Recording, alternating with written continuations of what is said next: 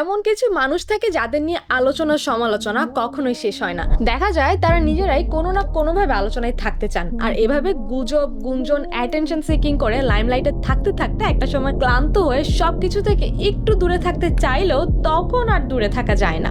ঢাকাই সিনেমার criticism queen নামে খ্যাত পরিমণিও তাদের মধ্যকার একজন। গুজব গুঞ্জন এই নায়িকার পিছুই ছাড়তে চায় না কখনোই, আর সেই সূত্র ধরেই এবার নতুন বিতর্কে পড়েছেন এই অভিনেত্রী। শোনা যাচ্ছে তার বিরুদ্ধে হওয়া মামলার কারাভোগ থেকে বাঁচতে এবং জামিন পাওয়ার জন্য নিজ গর্ভের সন্তান থাকতেও আরো একটা সন্তান দত্তক নিয়েছেন পরিমণি। আর যখন কাজ উদ্ধার হয়ে গেছে, জামিন পেয়ে রিল্যাক্স হয়েছেন, তখনই যার সন্তান তাকেই ফিরিয়ে দিয়েছেন এই নায়িকা। আসলে কি তাই? ডিয়ার ভিউয়ার্স, পরিমণির বিরুদ্ধে ওঠা এই রিউমারের সত্য মিথ্যা নিয়ে আজকে রিউমার্স এক্সপ্লেন্ডের আয়োজন। আর আপনাদের সাথে বরাবরের মতোই আছে আমি তাসনিয়া।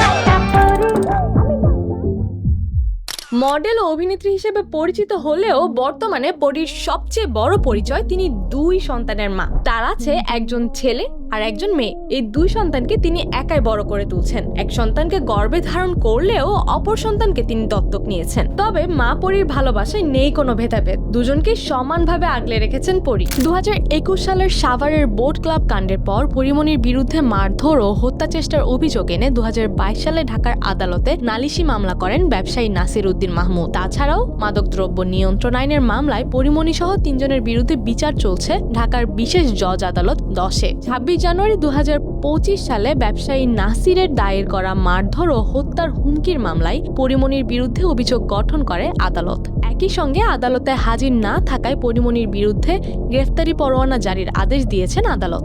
2024 সালের 3 মে রাতে জন্ম হয় পরিমণির দত্তক নেওয়া কন্যা প্রিয়মের। একদিন পরই কন্যা প্রিয়মকে বাসায় নিয়ে আসেন পরী। কিভাবে, কোথা থেকে বা কোন পরিস্থিতিতে কন্যা সন্তানের অভিভাবকত্ব নিলেন পরী তা জানতে চাইলেও বিস্তারিত বলতে চায়নি এই অভিনেত্রী। সব প্রশ্নের উপরে তার সন্তান, এটাই বড় কথা। কোনো প্রশ্নের ব্যাখ্যা দেওয়ার প্রয়োজন নেই এখানে। তিনি বলেন, ও আমার সন্তান, ওকে কিভাবে নিলাম, কেন নিলাম, কোথা থেকে নিলাম, এইসব এখানে তুচ্ছ। আমি এখন ওর মা, আর এটাই এখন ওর সব থেকে বড় পরিচয়। পরীর বিরুদ্ধে মারধর ও হত্যা চেষ্টার মামলা হয় 2022 সালে। চার্জশিট গঠন ও গ্রেফতারি পরোয়ানা জারি করা হয় 2025 সালের জানুয়ারিতে। আর সে সন্তান দত্তক দেয় 2024 সালের মে মাসে। ফৌজদারি কার্যবিধির 497 ধারা অনুযায়ী কোন নারী জামিন অযোগ্য অপরাধে অভিযুক্ত হলে যদি তিনি দুগ্ধদানকারী মা হন বা সদ্যজাত সন্তান থাকে, তবে আদালত মানবিক দিক বিবেচনায় তাকে জামিন দিতে পারেন। মামলার জামিন পেয়ে যান পরিমণি। এই সূত্র ধরে অনেক নেটিজেনরা দাবি করছেন তার আইনজীবীর পরামর্শে পরী কারাভোগ থেকে বাঁচতে ও জামিন পেতে এই সন্তানকে দত্তক নিয়েছেন। যেহেতু তিনি এবং তার আইনজীবী জানতেন এছাড়া তার মুক্তির পথ কঠিন। তবে নেটিজেনরা কেন বলছেন পরী তার সন্তান ফিরিয়ে দিয়েছেন? পরিমণি বিভিন্ন সময় সামাজিক মাধ্যমে মেয়ের সাথে খুনসুটি, তাকে খাইয়ে দেয়া সহ নানা রকম ভিডিও পোস্ট করতেন, কিন্তু বেশ অনেক দিন ধরে আর আসছে না প্রিয়মের সাথে খুনসুটির ভিডিও। এছাড়া কিছুদিন আগে পরীর গৃহকর্মী পিঙ্কি